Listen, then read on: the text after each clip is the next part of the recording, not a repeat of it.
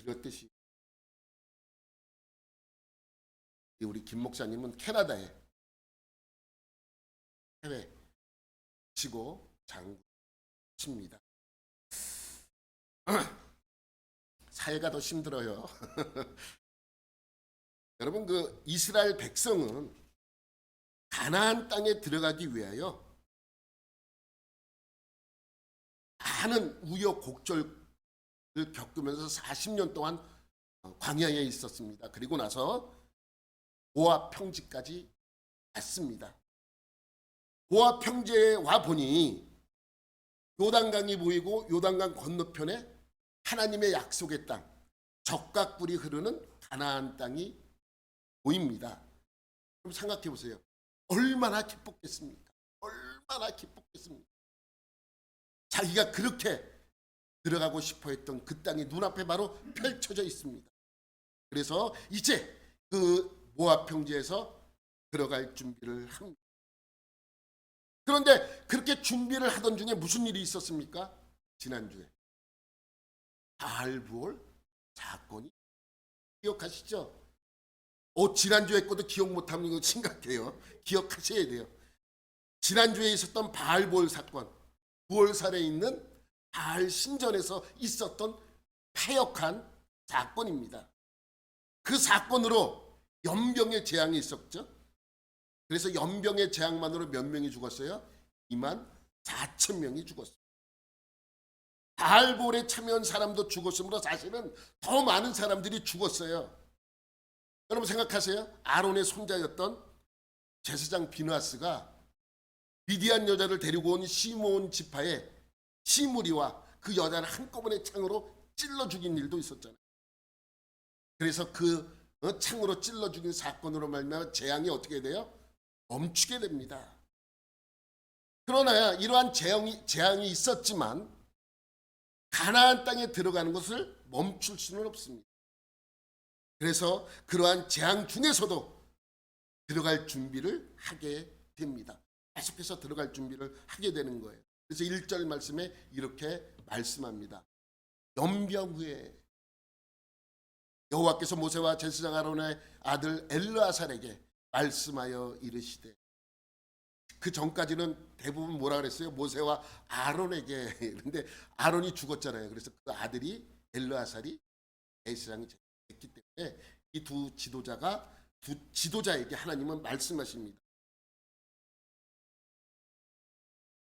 말씀에서 시킨 일이 무엇이냐 하면 아까 우리가 읽었던 본문에 쭉 보면 인구조사예요. 그러니까 들어가기 위하여 첫 번째 준비하는 것이 인구조사예요. 그만큼 중요하다는 것입니다. 인구조사가. 오늘 본문의 내용이 인구조사하는 내용이에요. 쭉 읽어보면 누구 지파는 몇 명이고 누구 지파는 몇 명이고 누구 지파는 다 그거예요. 되게 길어요. 되게 길어요. 되게 길게 그 26장이 기록되어 있습니다. 여러분 이 인구조사는 첫 번째 인구조사가 아니잖아요.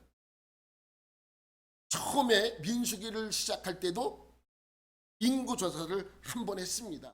그것이 첫 번째고 지금은 두 번째 인구조사지만 가나안 땅에 들어가기 위하여 첫 번째 준비하는 것이 인구조사였어요. 여러분 기억나시죠? 민수기 표를 보시면 이렇게 되어 있습니다. 여러분 1장부터 10장까지는 가나안 땅에 들어가기 위하여 시내 광야에서 20일 동안 준비를 시켜요. 그래서 이때도 마찬가지로 첫 번째 준비시킨 것이 뭐냐면 인구조사였어요. 그래서 인구조사를 쭉 했던 것이 여러분 기억하시죠? 그때 그래서 민수기 1장 처음에 나오는 인구조사는 몇 명입니까? 60만 550명 60만 3,550명. 그때는 외웠는데 다 잊어먹었죠. 괜찮아요. 그냥 60만 명 정도 이렇게 기억하면 60만 몇 명이요? 3,550명이었습니다. 여러분 넘기면 루벤 지파, 시므온, 갓, 유다, 이사갈 쭉 12지파가 있는데 여러분 여기서 눈에 확 띄는 한 지파가 있죠? 유다 지파 제일 많았어요. 7만 명이 넘었어요. 제일 적은 지파는 므낫세 3만 2천 명. 그래서 이렇게 다 조사를 했더니 60만 3,550명이 조사가 되었습니다. 그런데 여러분, 이 60만 3,550명은 전체 인구가 이렇다는 얘기가 아니에요. 뭐예요? 예, 당시 조사를 했는데 60만 3,550명은 전쟁에 나가서 20세 이상으로 전쟁에 나가서 싸울 수 있는 사람들이에요. 몸이 불편하다거나 아니면 20세 이하거나 여자분들은 여기에 포함되어 있지 않습니다. 여러분, 그럼 왜 하나님께서는 인구 조사를 할 때 전체 인구 조사를 하지 않고 20세 이상으로 전쟁에 나갈 수 있는 사람만 조사를 했는가? 여러분, 이 조사는요 그냥 인구수 조사하려고 한 게 아니에요. 몇 명이다 이것을 알게 하기 위해서 하나님이 그냥 인구 조사를 시킨 것이 아닙니다. 여기에는 분명한 목적이 있습니다. 그래서 그 목적 때문에 20세 이상으로 전쟁에 나가서 싸울 수 있는 사람들만 계수하라고 말씀하고 있는 것이죠. 첫 번째 이유는 보호예요. 보호. 가나안 땅에 들어갈 동안 백성과 성막을 보호할 군대가 필요했습니다. 보호해야 돼요. 하나님의 성막과 백성들을 보호해야 돼요. 그래서 나가서 싸울 수 있는 사람들을 따로 계수한 것입니다. 두 번째는 정복이에요. 정복. 가나안 땅에 들어가면 정복해야 되잖아요. 정복하는데 무조건 가서 정복하자 그런 게 아니잖아요. 군사를 이끌어가고 조직적으로 가나안 족속 중 하나하나를 다 내쫓아야 하기 때문에 계수가 필요한 것이죠. 세 번째는 뭐예요? 가나안 땅에 들어가면 정복을 했는데 야 이제 알아서 자기네 땅 가져라 그럴 수는 없잖아요. 조사한 인구수대로 그것을 바탕으로 땅을 쪼개서 나눠 갖게 되는 것입니다. 그래서 세 번째 이유는 분배예요. 첫 번째는 보호, 정복, 분배. 보호, 정복, 분배. 이 세 가지 때문입니다. 그래서 개수를 했더니 몇 명이 나왔다고요? 60만 3,550명. 60만 3,550명. 이 숫자는 전쟁에 나가서 싸울 수 있는 20세 이상 되는 사람들의 숫자입니다. 그럼 전체 인구는 몇 명 됐을 것 같아요? 20세 이하고 남자였던 사람들 0세부터 20세까지는 몇 명 정도 됐을 것 같아요? 몰라요. 성경에 안 나와 있어. 그렇지만 대충 추정하는 거예요. 20세 이상 남자만 한 60만 명 됐으니까 그냥 이게 추정하는 거예요. 20세 이하 남자는 한 몇 명 됐을 것 같아요? 합쳐서 그러니까 한 40만 명 잡으면 한 100몇 명 됐지 않았나? 남자들만. 그럼 남자가 100몇 명이면 여자는 몇 명이에요? 50만 명. 그냥 대충 비슷하잖아요. 여자들도 한 그래서 100만 명 돼서 그때 출애굽한 사람들, 이때 있었던 사람들이 한 200만 명 정도 되지 않았나? 추정하는 거예요. 그러니까 적게는 150만 명에서 많게는 250만 명까지도 될 수 있는 숫자예요. 그래서 우리는 그냥 대충 200만 명이다라고 알면 됩니다. 200만 명이 지금 중요한 게 아니에요. 뭐가 중요하다고요? 20세 이상으로 나가서 싸울 수 있는 사람들이에요. 건장한 사람들. 그래서 인구조사는 가나안 땅 들어가기 전에 아주 중요하고도 필수적인 것들입니다. 20일 동안 인구조사를 시작으로 모든 들어갈 준비를 마쳤습니다. 이제 뭐 하기만 하면 돼요? 그냥 들어가기만 하면 됩니다. 그런데 들어가기 직전에 정탐꾼을 보내서 불순종으로 들어가는 것에 실패하고 맙니다. 그래서 40년 동안 광야에서 어떻게 해요? 민수기라고 그랬어요. 광야에서 훈련받는 내용이 바로 민수기입니다. 그러니까 이 40년 동안 훈련받은 것은 대부분 믿음과 순종에 대한 거예요. 이들은요 40년 동안 불만의 네파토리가 바뀌질 않아요. 처음 나올 때부터 들어가기 직전까지 불만하는 그 레퍼토리 똑같잖아요. 왜 우리를 이곳에 데리고 왔느냐? 죽이려고 데리고 왔느냐? 그곳에는 먹을 것이 풍족했는데 우리를 굶어 죽이려고 이곳에서 죽게 하려고 이곳에 데리고 왔느냐? 계속해서 같은 불만을 토로하는 거예요. 그때가 좋았다느니, 그때는 배불렀다느니, 그때는 채소도 마음대로 먹었다느니 뭐 그렇게 했잖아요. 그러나 바뀌지 않았을 것 같은 중에서도 이들의 심정은 조금씩 변화가 있었다는 것입니다. 확 바뀌지 않았어요. 조금씩. 그리고 그렇게 40년이 지난 후 하나님께서는 약속대로 이스라엘 백성들을 가나안 땅에 들여보내기 위하여 지금 모압 평지에 모여 있게 하셨습니다. 그리고 또 한 번에 뭘 시키는 거예요? 인구조사를. 그것이 오늘 본문의 내용입니다. 인구조사를 하는 이유는 무엇입니까? 40년 전에는 그러한 이유 때문이라면 지금 인구조사를 하는 이유는 뭡니까? 똑같죠. 똑같아요. 첫 번째, 보호. 이제 들어가서 많은 이방 사람들을 만날 텐데 우리 백성들을 보호해야 돼요. 두 번째는 뭐예요? 정복해놔요.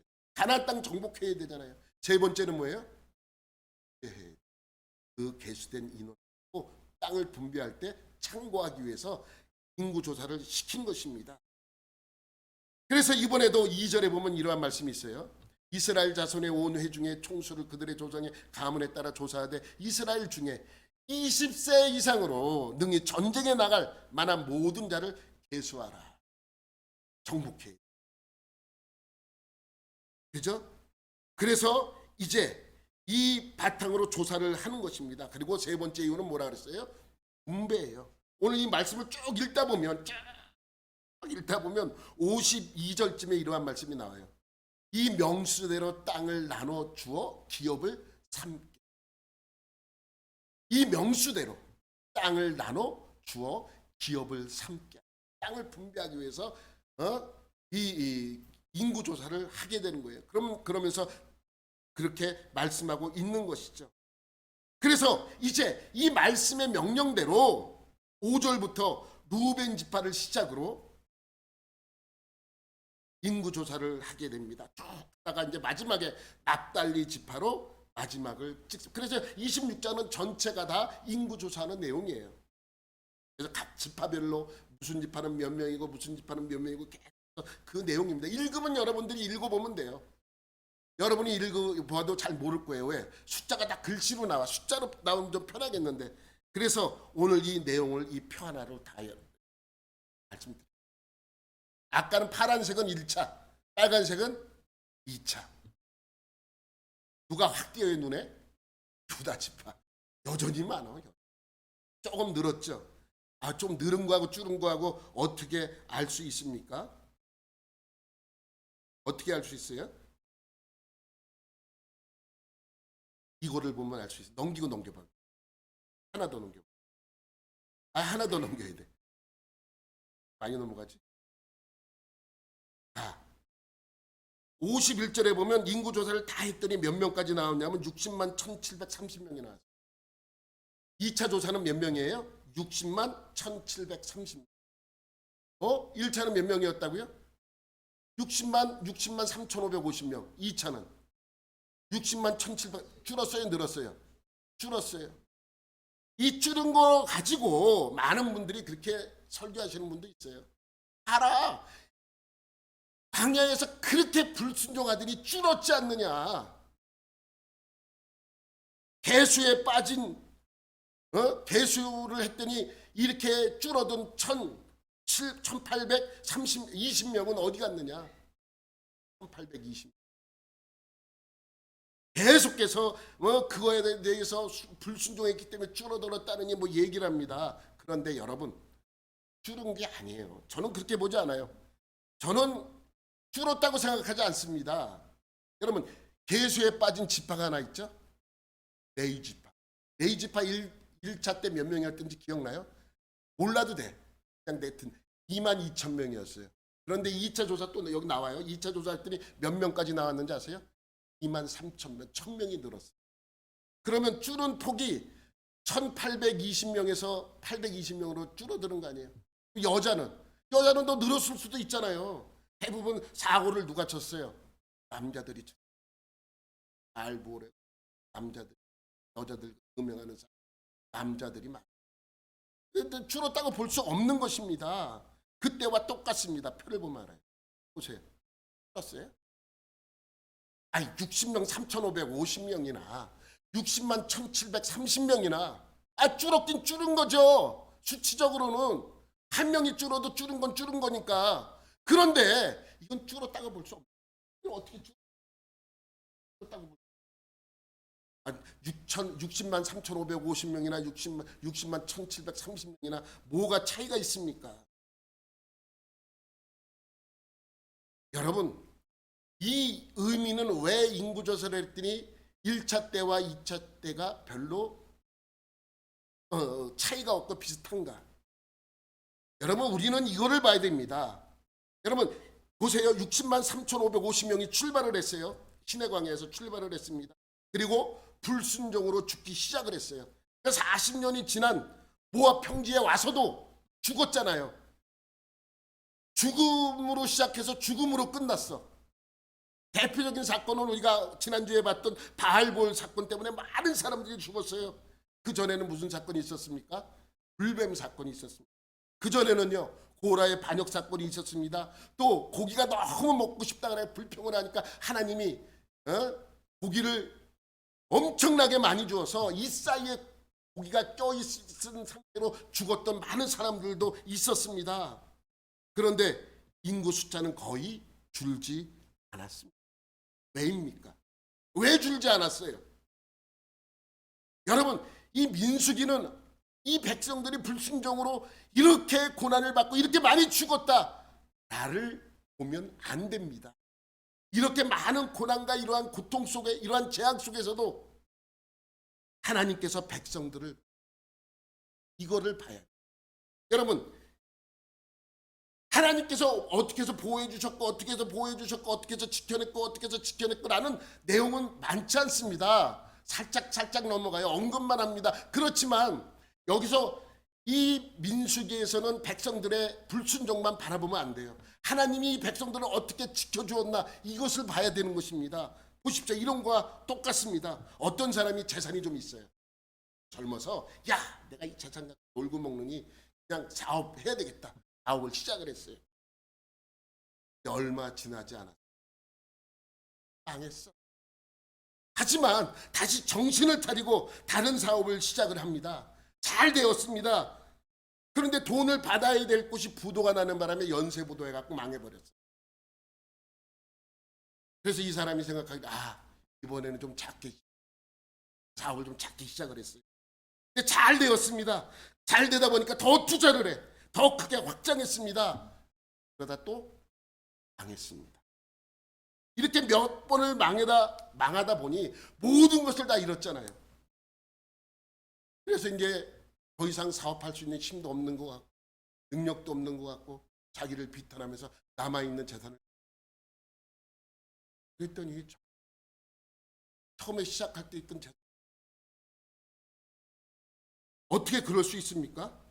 말이 안 되잖아요. 이 정도 망하면 빚만 남아야 되잖아요. 그런데 그렇게 많이 망했음에도 불구하고 나중에 재산 정리하다 보니까 어떻게 해요?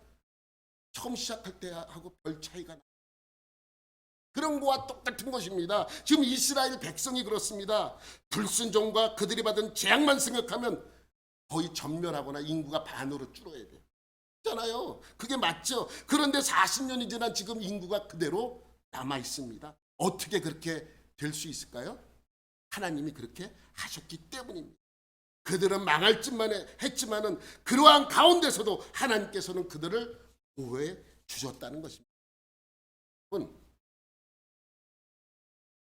예전에 김상문 목사님이 이런 이야기를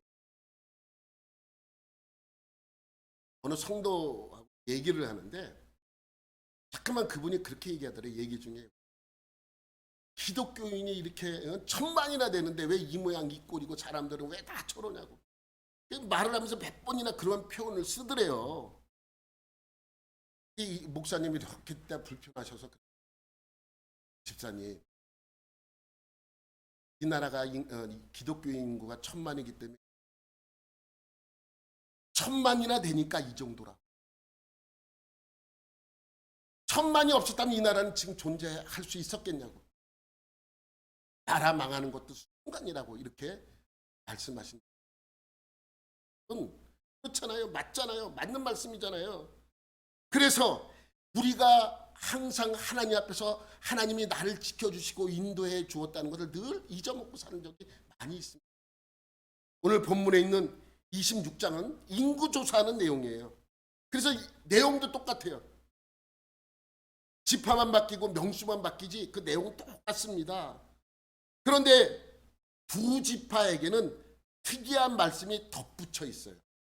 두 지파에게는 르우벤 지파와 므낫세 지파입니다. 나머지는 다 똑같아요. 그런데 이 르우벤 지파와 므낫세 지파만 이상한 내용이 덧붙여 있다는 것을 우리는 한번 기억해야 됩니다. 르우벤 지파도 앞에서는 똑같아요. 우리 5절부터 7절 아까 우리가 읽었던 말씀을 쭉 읽어서 르우벤 지파는 이렇게 해서 몇 명이다? 43,730명이다. 43,000명 좀 넘게 이렇게 되었더라. 여기서 끝나도 문제는 없어요. 다른 지파들은 여기서 다 끝나니까. 그런데 민수기에 여기서는 이 르우벤 지파에 대해서 한 내용이 덧붙여 있어요. 그게 8절부터 11절까지 말씀인데 그게 무슨 내용이냐면 고라의, 그래서 8절부터 11절까지 읽으면 많으니까 9절만 우리가 대표적으로 읽도록 할게요. 여기 보면 엘리압의 아들은 누무엘과 다단과 아비람이라. 이 다단과 아비람은, 그래서 이 다단과 아비람의 고라의 무리에 들어가서 반역한 것 언급하고 있는 것입니다. 여러분 이 사건 여러분 잘 아시잖아요. 그때 고라와 다단과 아비람과 그리고 지도자 250명이 반역을 해서 모세와 하나님께 반역했던 그러한 사건입니다. 그런데 왜 뜬금없이 인구조사하는데 이 내용을 여기다 기록했는가? 왜 기록한 것 같아요? 앞으로 르우벤 지파는 장자예요. 늘 자기가 장자인 것을 내세울 수 있죠. 앞으로 그러지 말라는 것입니다. 그래서 이 고라의 이야기는, 고라는 여러분 르우벤 지파가 아니에요. 고라는 누구 지파예요? 레위 지파예요. 레위 지파에 이 내용이 있지 않고 어느 지파에 있어요? 르우벤 지파. 다단과 아비람이 소속돼 있던 그 르우벤 지파에 이야기할 때 이 얘기를 꺼내는 이유는 너희가 장남으로서 지킬 것을 지키라고 말씀하기 위함입니다. 그러니까 하나님의 말씀을 거역하지 말라. 그래서 여기에 언급하고 있는 것이죠. 르우벤 지파의 고라의 사건이 언급이 되었다면 므낫세 지파도 이상한 내용이 하나가 덧붙여 있습니다. 이것은 고라와 같은 그러한 사건에 대한 이야기가 아니에요. 내용이 어떤 내용이 덧붙여 있냐면 5명의 딸만 둔 한 사람의 이름이 언급되는 거예요. 그래서 29절부터 34절까지 이 므낫세 지파 계수하는 내용이 나오는데 33절에 뜬금없이 이런 구절이 있습니다. 시작. 헤벨의 아들 슬로보아스는 아들이 없고 딸뿐이라. 그 딸의 이름은 말라와 노아와 호글라와 밀가와 비르사니. 여러분 여기에 딸들이 등장을 해요. 성경에 계수된 내용을 보면 딸이 등장하는 경우는 없습니다. 특이하게 이 므낫세 지파에만 이 여자의 이름이 기록이 되어 있어요. 그 내용이 뭡니까? 슬로보아스는 아들이 없고 딸만 5명 있었다 라는 내용입니다. 그 딸도 1명이 아니라 2명이 아니라 몇 명이에요? 5명이나 돼요. 예전에 제가 상상을 했던 친구 하나가 있었는데, 후배 친구가 하나 있었는데, 뒤로 누나가 몇 명이었냐면 9명. 그래서 성공했어. 10번째 아들이 나왔어요. 그리고 또 하나는 아버지가 목사였다 일찍 돌아가셨는데 딸만 6명인가 있다가 아들이 하나 있었는데 교회에 조금만 늦으면 전화 오고 찾아오고 이거 좀 완전히 막 그래서 일부러 더 안 보내주고 막 다른 데 데려가고 막 그런 적이. 여러분 당시에도 딸만 5명이 있던 이 슬로보아스를 한번 생각해 보세요. 여러분 한번 생각해 보세요. 근데 여기서 딸이 몇 명이라고요? 5명이에요. 5명이라는 것은 중요하지 않아요. 뭐가 중요해요? 아들이 없. 그래서 슬로보아스에게는 아들이 없었기 때문에 아버지를 이어서 그 기업을 이어갈 사람이 없다는 것입니다. 그런데 왜 인구 조사를 하면서 아들이 없는 슬로보아스에 대한 이야기가 나오는 것일까요? 우린 이걸 알아야 됩니다. 이 내용이 아주 중요해요. 이 내용이 아주 중요합니다. 이것은 바로 기업 물을 자에 대한 규정을 정리하고 있기 때문입니다. 여러분, 우리는 재산이 많은 사람이 죽으면 그 재산 때문에 누가 싸워요? 자식들이 싸워. 예전 같으면 누가 다 가져요? 장남이 다 갔잖아요. 왜? 아버지의 대를 잇는 거라고 생각해요. 그 큰아들이 전부 다 갖거나 뭐 그랬죠. 대부분의 많은 재산을 큰아들이 가졌어요. 그런데 그런 아들이 있으면 괜찮은데 이 슬로보아스는 아들조차가 없는 거예요. 그런데 아들이 없다 보니까 무슨 문제가 생겨요? 아버지가 땅으로 받아야 될 유산이 아무것도 없어요. 또 하나는 그 아버지가 대가 끊기면 이 집안의 대는 끊어져 버리는 거예요. 그래서 성경의 기업 물을 자의 규정은 신약까지 계속 이어집니다. 그러니까 쉽게 이해하자면 유산 상속에 대한 이야기인데 유산 상속하고는 좀 달라요. 유산 상속은 재산만 가지고 논의하는 거지만 기업 물을 자는 달라요. 이렇게 이야기하면 돼요. 대를 잇는 거예요. 아버지의 성을 내가 받고 내가 우리 아들에게 내 성을 물려줘서 그 내 후손들이 그 성을 따라갈 수 있도록 한 게 대를 잇는 거랑 마찬가지죠. 바로 그겁니다. 유산 상속하고는 조금 각도가 다르죠. 아버지의 이름이 영원히 남았길 바라는 거예요. 우리도 보세요. 우리는 아버지의 성을 받습니다. 아버지의 성을 내 성으로 받아요. 그리고 내 자녀도 내 성을 줍니다. 근데 그 집안에는 아들이 없어. 시집을 가서 자식을 낳아. 그러면 시집 가서 그쪽 남자의 성을 또 받죠. 그러면 그 아버지의 성은 완전히 끊어지는 거나 마찬가지죠. 그런 문제예요. 그러니까 오늘 이 33절 인구조사를 하면서 슬로보아스라는 이름을 집어넣는 이유는 인구조사를 하다가 생긴 문제였기 때문이에요. 이 문제가 어디에 나오냐면 27장 1절부터 11절까지 집에 가서 꼭 읽어보세요. 재미없더라도 오늘 집에 가서 26장, 27장 꼭 읽어보시기 바랍니다. 그래서 이 문제를 인구조사하다가 생긴 문제를 27장에서 풀어줘. 내용은 이래요. 하나님께서는 모세와 엘르아살에게 명령합니다. 인구조사하라고. 그래서 열심히 인구조사를 합니다. 인구조사를 왜 한다고요? 첫 번째 보호, 두 번째 정복, 세 번째 분배를 하기 위해서 인구조사를 하는 것입니다. 그러니까 남자들만 계수하는 거예요. 그러다 보니 딸만 있는 슬로보아스의 가문의 계수에서 빠지게 되는 거예요. 왜? 슬로보아스는 이미 광야에서 죽었기 때문에.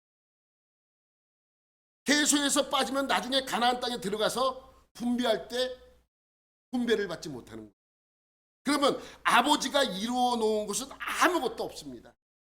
이에 슬로보아스의 5명의 딸들이 아버지의 이름, 아버지의 대가 끊기는 것을 마음 아파했고 또 그것 때문에 아들이 없다는 이유만으로 재산을 분배받지 못하는 것에, 땅을 분배받지 못하는 것에 약간 억울함을 호소하는 내용입니다. 그래서 제사장이었던 엘르아살과 모세는 그 이야기를 듣고 이제 이렇게 이야기를 하게 되는 것이죠. 그러니 이 모세와 제사장 엘르아살과 사람들을 모아놓고 그 이야기를 하는 것입니다. 회의 때 사람들을 다 모아놓고 이 5명의 딸들이 앞에 나가서 이야기하기 시작을 하는 거예요. 그것이 바로 27장 3절부터 4절까지의 말씀입니다. 시작.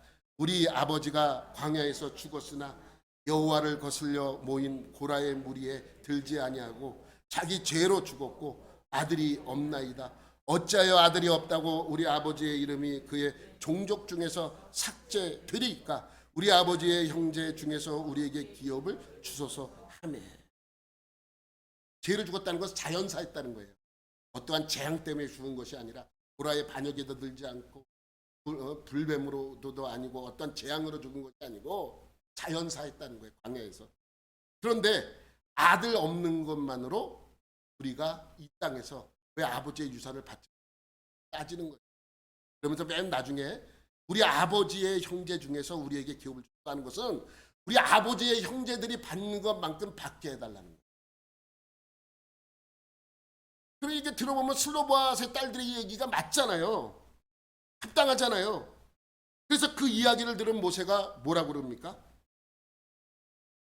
하나님께 물어보죠. 하나님, 어떻게 할까요? 어떻게 하라 그래요? 7절 말씀. 슬로보아스의 딸들의 말이 옳으니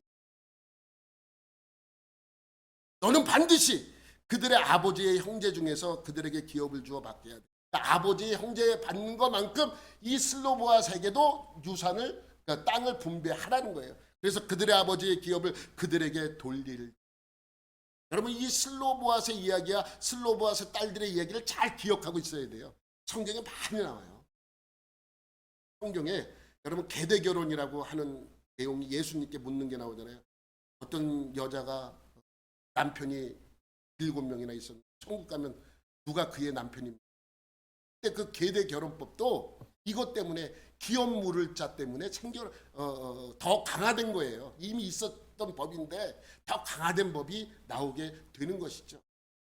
그래서 이렇게 묻게 되는 거예요. 그래서 사실 이 기업 물을 자는 상속의 개념과 비슷하긴 한데 좀 다르다 그랬어요. 상속의 개념은 재산 쪽으로 많이 강조가 되어 있는데 여기서 말하는 기업 물을 자는 상속 플러스 아버지의 대를 잇는 것에 더 중심이 된 것입니다.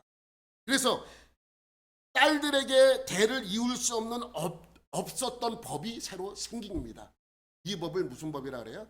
슬로보아스의 법. 성경에는 없어요. 여러분, 우리는 김영란법, 민식이법.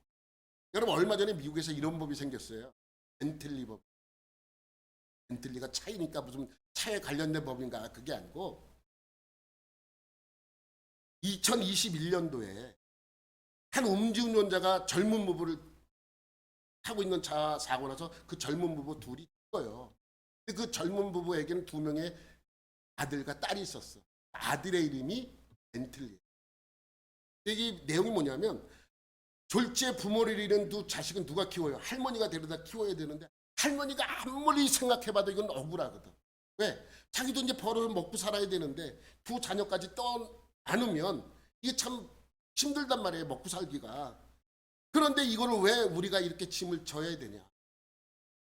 사고는 저놈이 냈는데 저놈 몇 년 들어갔다 살다 나와서 또 찰게 치고 돌아다닐 텐데 저놈은 그렇게 살고 우리는 왜 이렇게 고통 중에 더 힘든 삶을 살아야 되냐. 그래서 그 내용을 쭉 씁니다. 내용은 뭐냐면 자녀가 있는 부모를 음주운전으로 치어 죽이면 그 자녀의 양육을 음주운전한 사람이 책임져. 이게 맞지 않냐. 그래서 탄원서를 다 작성해가지고 의원들을 찾아가서 하원 의원 사고 찾아가서 다 얘기를 합니다. 의원들이 그걸 들어보니까 그거 맞잖아요. 그래서 며칠 전에 통과됐대요. 벤틀리법이. 똑같습니다. 그래서 슬로보아스의 법이 생깁니다. 슬로보아스의 법은 이들이 요구하는 것보다 좀 더 확대해서 만들어진 거예요. 딸들이 요구하는 것보다 좀 더 확대해서 만들어진 건데 무슨 얘기냐면 딸들이라도 있으면 딸들이 기업을 물으면 되는데 딸도 없어. 누가 기업을 물러요? 그래서 8절부터 11절까지 말씀을 한번 너는 이스라엘 자손에게 말하여 이르기를 하나님께서 그렇게 하라는 거예요. 사람이 죽고 아들이 없으면 그의 기업을 그의 딸에게 돌릴 것이요. 이게 이제 그 슬로보아스의 딸의 이야기는 여기까지예요. 그런데 그 다음 구절은 좀 더 구체적으로 들어가죠. 딸이 없으면 어떻게 해요? 그의 기업을 그의 형제에게 줄 것이요. 딸이 없으면 내 형제에게 주는 거예요. 형제도 없으면 아버지의 형제에게 주라는 거예요. 11절 말씀. 그의 아버지의 형제도 없으면 그의 기업을 가장 가까운 친족에게 주어 받게 할지니라 하고, 나 여호와가 너 모세에게 명령한 대로 이스라엘 자손에게 판결의 규례가 되게 할지. 판례가 된 거예요. 그래서 여러분 아시다시피 형이 결혼을 했어요. 형이 애도 없이 죽었어. 동생하고 결혼해요. 근데 우리는 자꾸만 동생이 데리고 산다고 생각하는 그게 아니에요. 동생이 이 형의 아내였던 형수를 데려다 사는 이유는 뭐냐면 형의 대를 이어주기 위해서예요. 그래서 아들 낳을 때까지만 같이 사는 거예요. 근데 또 둘째도 결혼이 또 죽었어요. 셋째가 또. 그런 이유는 뭐냐면 단순히 그냥 혼자 살기 힘드니까 데려다 이런 개념이 아니고, 형이 대를 잇지 못하고 죽었잖아요. 기업 물을 자가 없잖아요. 그래서 그 동생이 대신 형의 대를 이을 사람을 낳게 해주기 위해서 그 형수를 데리고 살게끔 만들어진 법입니다. 그래서 이 법이 여기에 근거해서 생겨나게 되는 것이죠. 이 법의 의미는 뭡니까? 하나님께서는 남녀 차별하지 않아요. 한 번도 하나님은 성경을 통해서 차별적으로 이야기하신 적이 없어요. 물론 여자보다 남자를 더 많이 사용하신 것은 사실입니다. 상황적이기 때문에 그래요. 그러나 여자를 안 사용한 것이 아닙니다. 여러분 캐톨릭에서는 여자 신부가 없어요. 왜 없는지 아세요? 이유는 단 한 가지예요. 예수님의 제자 중에 여자가 있나 봐. 근데 사실 12명의 제자 속에는 포함되어 있지 않았지만 예수님을 쫓아다닌 많은 사람들이 여자였던 사람들이 있어요. 그게 제자들이에요. 마리아 같은, 막달라 마리아 같은 아주 유능한 예수님의 제자 중 한 명이었죠. 그러니까 쉽게 말하면 이겁니다. 우리도 과거에 재산을 아들에게 몰아주거나 장남에게 몰아줬습니다. 지금은 어떻습니까? 1991년도에 그 법이 바뀌었대요. 남자나 여자나 아들이나 딸이나 똑같이 나눠가져요. 장난 차별 살 거 없이. 성도 요즘은 엄마 성 따라가는 사람 많아요. 엄마 성을 따라가지고. 엄마 성을 받았다는 의미가 아니고 그 이야기는 뭐예요?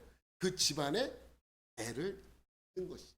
그런 의미가 담겨져 있는 것입니다. 그런데 하나님께서 우리는 이제 법이 바뀌어가지고 그렇게 따르고 있는데 하나님께서 몇 년 전에? 3,500년 전. 여성의 인권이 없던 시대에 여성의 권익을 인정해 주었던 슬로보아스의 법을 만들었습니다. 그리고 이 법은 성경에서 아주 중요한 역할을 해내는 것을 알 수 있습니다. 그래서 신약 시대까지도 이 법이 계속해서 이루어지는 것을 우리는 볼 수 있죠.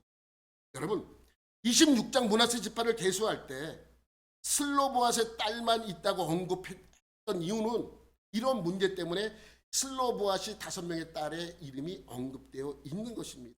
그리고 나서 이 문제를 27장에서 해결해 주는 것을 우리는 알 수 있죠.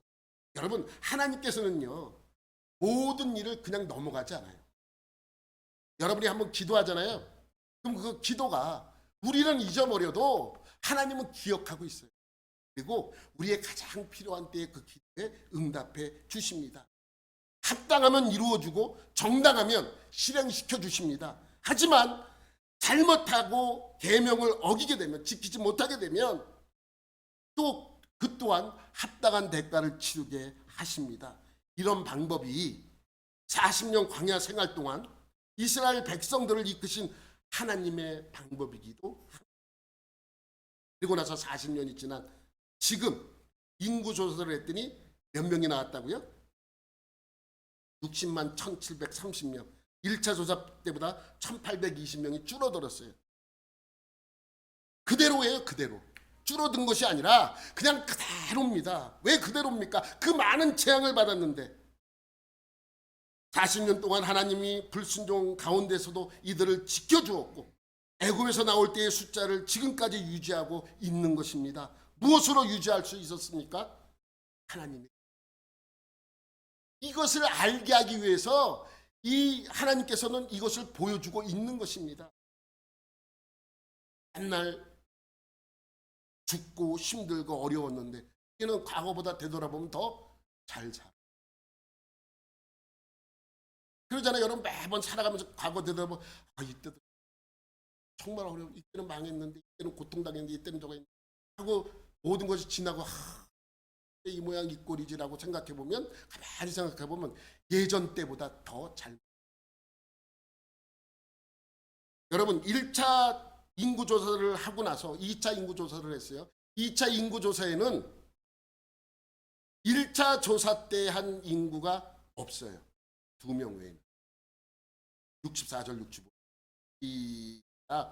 모세와 제사장 아론이 시내 광야에서 계수한 이스라엘 자손은 한 사람도 들지 못하였으니 이는 여호와께서 그들에게 대하여 말씀하시기를 그들이 반드시 광야에서 죽으리라 하셨음이라. 이러므로 여분네 아들 갈렙과 눈의 아들 여호수아 외에는 한 사람도 남지 아니하였더라. 2명 외에는 전부 다 죽었다. 다 죽었는데 아직도 몇 명 남아 있어요? 10만 명이 남아 있는. 전부 죽었는데. 여러분 그렇게 힘들고 과거에 보면 그렇게 어려운 시절이 시간이 많았는데 지금도 잘 살아요. 과거 그때보다 얼마나 감사합니까? 여러분 보세요. 어느 지파는 물론 늘었고 어느 지파는 좀 줄었습니다. 1차 인구조사 때 제일 많았던 지파가 누구예요? 그런데 여전히 2차 조사 때도 여전히 많아요. 1차 지파 때 가장 적었던 지파가 므낫세. 2차 때는 많이 늘었어요. 그죠? 그런데 2차 조사 때 제일 적은 지파는 누구예요? 시므온. 여기서는 특이해요. 1차 조사 때하고 2차 조사 때 시므온 지파를 한번 보세요. 엄청나게 줄었어. 이거 넘겨봐봐요. 넘기면 숫자가 빨간색은 줄은 지파, 파란색은 늘은 지파예요. 물론 좀 줄은 지파도 있고 늘은 지파도 있어요. 뭐 10,000명 내외예요. 뭐 1,000명도 있고 뭐 2,000명도 있고 뭐 10,000명 내외로 줄었고 늘었어요. 그런데 유독 시므온만 4만 명 가까이 줄어. 어떻게 이럴 수가 있어요? 어떻게? 좀 이상하지 않습니까? 왜 이렇게 적습니까? 인구조사하기 직전에 있었던 사건을 뭡니까? 바알 부올. 이때 몇 명으로 죽었어요? 연병으로만 24,000명. 생각해보세요. 지난주 제가 여러분에게 말씀드렸죠. 바알 부올에서 가장 가까이 진을 치고 있었던 지파가 시므온 지파라 그랬어요. 대부분 바알 부올에 참여한 사람이 어느 지파 사람이에요? 시므온이고. 그래서 연병이 동국 때 어느 지파예요? 시므온 지파 쪽이에요. 그리고 시므온 지파의 한 지도자였던 시므리가 미디안 여인을 데리고 오잖아요. 자기 막사를 들어가 살겠다 그러잖아요. 그 지도자였는데 그가 그냥 일반 사람도 아니고 지도자였어요. 그러다 창에 찔려서 죽잖아요. 그래서 대부분 재앙이 시므온 지파에게 있었어요. 그래서 시므온 지파가 인구가 확 줄어버려요. 시므온 지파는요, 나중에 가나안 땅 들어가서도 힘을 못 써요. 그래서 유다 지파의 아래쪽에 일부 땅을 받아서 사실 가나안 땅에서 가장 비옥하지 않은 땅, 그 땅이 바로 시므온이 가졌던 땅입니다. 그러니까 그렇게 살아갈 수밖에 없는 것이죠. 우리는 신앙생활을 하면서 하나님이 지켜주시고 하나님이 이루어주신 것을 잘 모를 때가 많습니다. 하지만 하나님께서는 항상 우리를 지켜주시고 복내려 주십니다. 여러분이 받은 복이 무엇입니까? 물론 복 그럼 우리는 다 뭐하고 연관시켜요? 돈하고 연관시킨단 말이에요. 내가 재벌이라는 복은 받지 않았어도 여러분 누울 집이 있고 굶지 않고 먹을 음식이 있다는 것에 감사하지 않습니까? 또 젊었을 때처럼 팔팔하진 않지만 지금 이 순간에도 하나님께서는 이 건강 때문에 이 자리에 나와서 예배드릴 수 있도록 허락해 주십니다. 이게 복 아닙니까? 이것이 복이죠. 하나님은 항상 이렇게 우리를 지켜주시고 인도하는데 우리는 뭐만 생각해요? 내가 교회에서 가장 조심해야 될 것이 뭐라 그랬어요? 섭섭 귀신. 저도 잘 섭섭해요. 저거 하면. 근데 여러분, 사실 이 섭섭한 것이 우리 마음을 가장 힘들게 하고 어렵게 하는 것들입니다. 그 섭섭한 것만 제하면 아주 은혜스러운 일밖에 없잖아요. 하나님 앞에 섭섭한 것이 무엇이 있습니까? 지금 우리가 그래도 과거보다 더 오래 살고 있잖아요. 더 풍족하게 살고 더 먹을 것 때문에 굶지 않고 그렇게 살고 있는 것 자체가 우리에겐 복이라고 말할 수 있습니다. 한번 보세요. 먹을 것이 없어요. 한 사람을 위해서 만들어진 나라. 백성들은 굶고 있는데 그 딸은 900만 원짜리 명품 옷을 나와서 옷자랑을 하고 그런 일들이 비제하지 않습니까? 중국도 마찬가지라고 다른 아르헨티나는 얼마나 잘 살았습니까? 한순간에 무너지는 거예요. 그러나 하나님께서는 무너질 것 같은 우리나라를 지금까지 이 자리에 오게 하고 세계 경제 규모로 10대 강국 안에 들어갈 수 있도록 해주신 분이 바로 하나님이시라는 거예요. 이것이 다 복이라는 것입니다. 근데 우리는 그걸 기억 못해요. 섭섭한 것. 백성들도 마찬가지죠. 그냥 섭섭한 것만 기억하는 거예요. 하나님이 계속해서 하나님께 불순종했던 이들의 모습. 그래서 출애굽할 때 60만 명이었습니다. 이들에게 재앙이 내리기 시작합니다. 먹는 것 때문에 불평해서 재앙이 내리고 많은 사람이 죽고 또 고라의 사건 때문에 반역함으로 많은 사람이 죽었고 또 불뱀 사건으로 하나님께 불평함으로써 많은 사람이 죽었고 바알 부월 때문에 많은 사람들이 죽었음에도 불구하고 다 죽었잖아요. 60만 명 다 죽었잖아요. 그런데 몇 명 남아 있어요? 10만 명. 이게 은혜라는 거예요. 은혜. 이게 은혜입니다. 가만히 생각해보면 모든 것이 주님의 은혜라는 것을 우리는 알 수 있습니다. 지나간 과거를 돌아보면 하나님이 하셨다는 것을 알 수 있죠. 우리의 인생들도 마찬가지입니다. 지내놓고 보면, 따지고 보면 다 하나님의 은혜였다는 것을 알 수 있습니다. 여러분, 주님이 주신 은혜와 복을 무엇인지 따져보시고 생각해 보시고 하나님이 나에게 얼마나 많은 은혜와 축복을 내려주셨나 깨달아가는 여러분들이 되시기를 예수님의 축원합니다. 하나님 아버지 감사합니다. 오늘도 우리를 또 건강하게 해주셔서 이 자리에 나와 주님 앞에 예배드립니다. 우리의 이 예배가 주님께 상달되고 주님께 온전히 드려지는 예배가 되게 하여 각 가정의 간절한 소망도 주님께서 아시오매 하나하나 모두 다 응답해 주시고 우리 성도들의 가정 하나하나에 하나님의 놀라운 은혜를 부어주시기를 원합니다. 우리 모두에게 예수 믿는 기쁨을 누릴 수 있도록 인도해 주시고 하나님만을 온전히 섬겨가는 복된 자들이 되게 하여 주 감사드리며 예수님의 이름으로 아멘.